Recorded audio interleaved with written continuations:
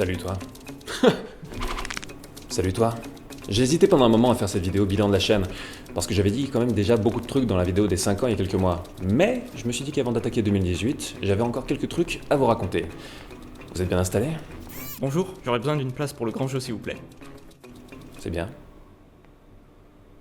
Le cirque est plein ce jour de fête. C'était donc son père, Habile.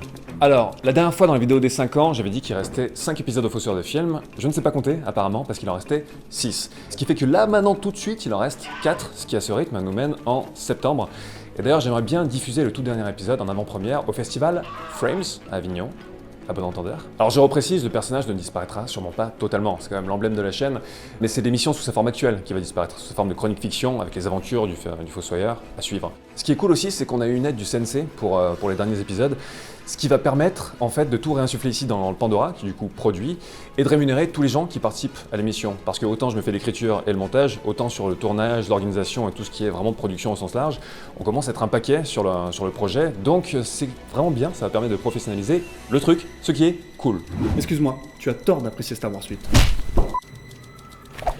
Cette année 2017, ça a aussi été pas mal d'expérimentation. J'ai voulu vous proposer différents formats et ça a fait du bien vraiment de bosser sur autre chose ou en tout cas différemment. Et si je devais retenir 3 vidéos cette année, mec, tu fais quoi avec le travelling là?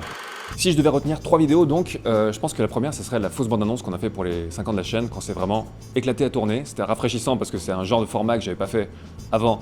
Et je pense que bizarrement, c'est vraiment la vidéo qui reflète le mieux l'esprit du personnage et vraiment tout l'univers du Fossoyeur. Donc ça a été d'autant plus cool à tourner pour ça.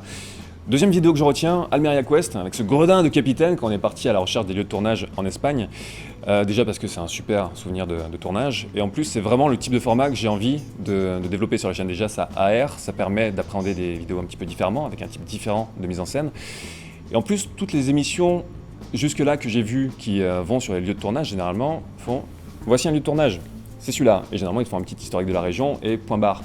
Et il n'y a pas vraiment jusque-là, ou en tout cas pas que je sache, d'émissions qui se questionnaient sur comment les réalisateurs, ou comment une équipe de créatifs et tout ça, va représenter un lieu. Parce que généralement, quand j'arrive sur un lieu de tournage, j'ai toujours une sorte de dissonance entre ce que je percevais à l'écran et ce que je perçois sur place. Donc j'ai envie de me questionner là-dessus, comment, à travers les choix d'angle, l'éclairage et tout ça, un réalisateur et son équipe vont s'approprier les lieux. C'est vraiment ça que j'ai envie de développer avec Les Virés, d'en faire une série, ça pourrait être super cool. Et c'est pour ça que j'étais content que la chaîne TCM Cinéma me contacte pour me proposer de faire La Virée à Las Vegas. C'était vraiment des partenariats, j'en fais peu, voire pas du tout. Et là, c'était vraiment le cas de figure idéal, parce qu'à la fois, en termes d'identité, la ligne de TCM Cinéma est assez proche finalement de la mienne. On a des approches relativement similaires, donc c'était plutôt cohérent à ce niveau-là. Et ensuite, parce qu'ils m'ont dit, tu fais la vidéo que tu veux, ta carte blanche, il n'y a pas de contraintes. Et cette absence de contraintes, bien sûr, pour moi, c'est une condition essentiel pour pouvoir accepter ce genre de partenariat. Là, c'était le cas, donc c'est super. Et si pour de futurs virées, de futurs épisodes de cette série, il y a d'autres types de partenariats comme ça qui peuvent se mettre en place, parce que mine de rien, c'est un format coûteux, faut voyager, il faut aller sur place, il faut faire différentes choses, et ce serait cool. Donc, wait and see de ce côté. Et la troisième vidéo que je retiendrai, ça serait le Fossoyeur 33 sur Dracula, tout simplement parce que j'ai l'impression que je me suis avec cette chronique un peu plus approché de ce que je veux vraiment faire avec ce format-là. C'est peut-être la chronique la plus raccord, tout comme la bande-annonce des 5 ans, avec l'esprit vraiment et l'univers que j'ai développé dans le Fossoyeur de film. Même en termes de propos, vous savez de toute façon que je suis jamais satisfait par ce que je fais, mais là, je me suis dit, j'étais plutôt à peu près content de là où j'ai pu mener la chronique en termes de propos. Donc, voilà, j'espère vraiment partir sur cette lignée, sur les 4 derniers épisodes du Fossoyeur. Je sais pas ce que signifie ce geste. Dans ce que je retiens aussi, mais en un peu plus négatif, c'est les formats discussion à la cool, qui personnellement me frustrent de plus en plus. Parce que généralement sur la chaîne, j'essaie quand même d'avoir un propos assez précis et pas tomber dans le binaire. Et là, sur ce genre de format, je suis de plus en plus frustré parce que tout le temps, je me retrouve à me dire « j'ai oublié de dire ça, j'aurais pas dû formuler ça comme ça parce que ça va prêter à confusion, on va me faire dire ce que j'ai pas dit ». Donc c'est assez chiant, et je pense qu'en 2018, je vais me focaliser plus sur les formats scriptés ou semi-scriptés. Et garder le format discussion à la cool pour genre les FAQ, les news et ainsi de suite. Non mais t'es sérieux? Donc c'est frustrant pour moi, mais c'est aussi frustrant dans ce que ça provoque, puisqu'à quelques exceptions près, ça peut transformer les échanges en absence totale d'échanges. Je l'ai reconstaté avec le bilan. Et vous allez me dire, oui, mais Star Wars c'est particulier, ça échauffe des esprits. Oui, mais c'est pas parce qu'un truc est prévisible qu'il faut forcément l'accepter. Et là, les gens, ils hurlent en mode random dans leur coin, comme si leur identité profonde et leur vie en dépendaient. Ils te chient une pendule pour 2-3 pixels de merde, alors qu'il y a des choses un petit peu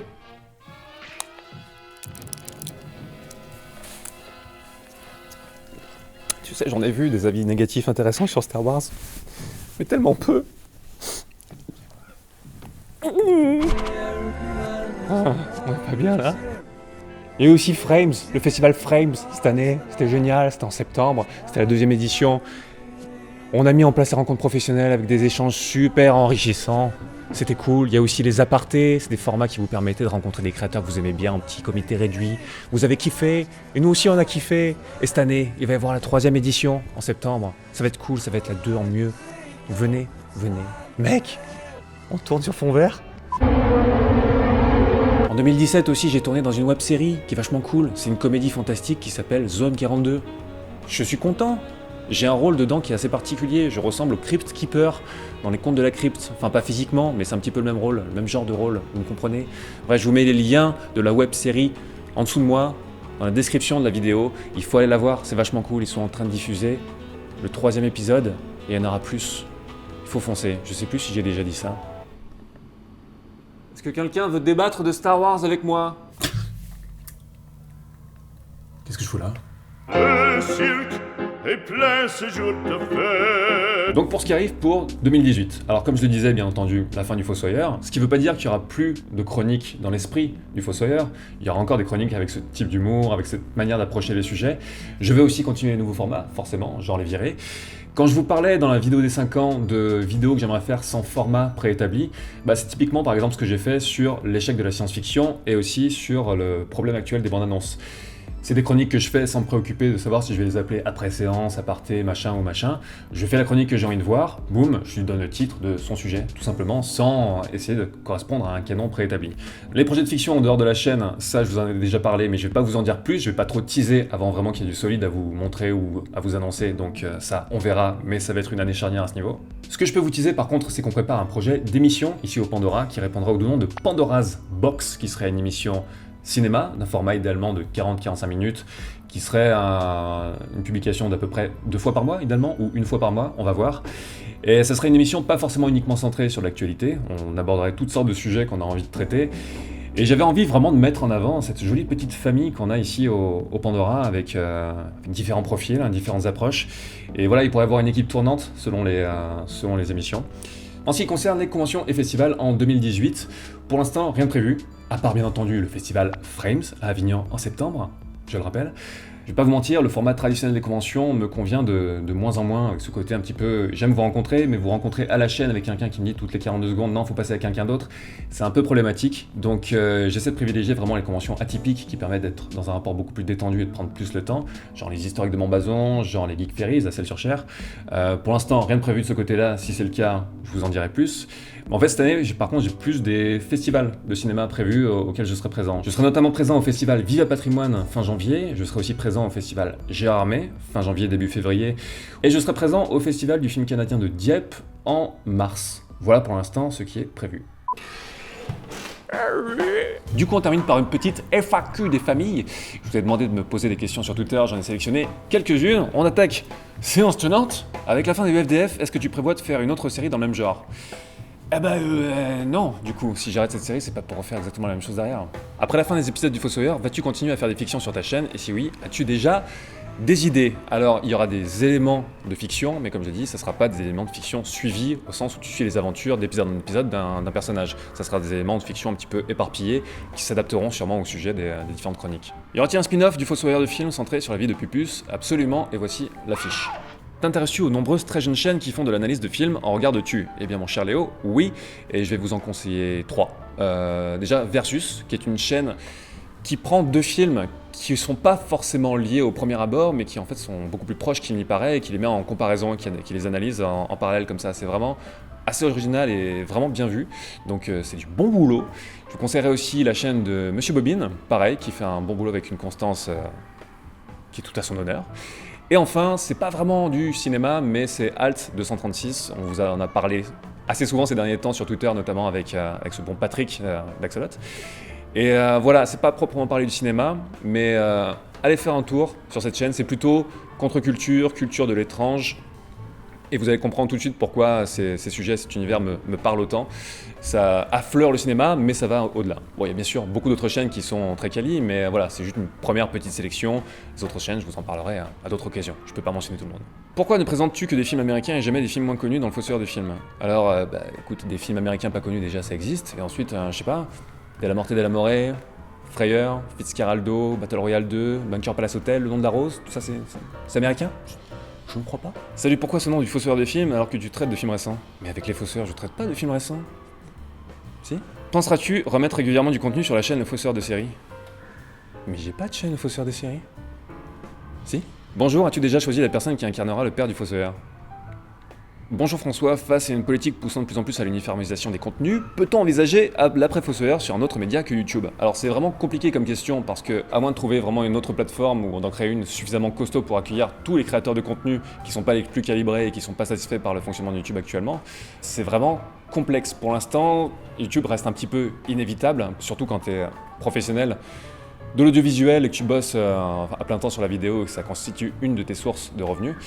C'est vraiment complexe, d'autant qu'en ce moment, YouTube va vers de plus en plus d'uniformisation parce qu'il juge de plus en plus de vidéos non adaptées aux annonceurs. Donc elles ne pourront pas rapporter d'argent grâce aux publicités.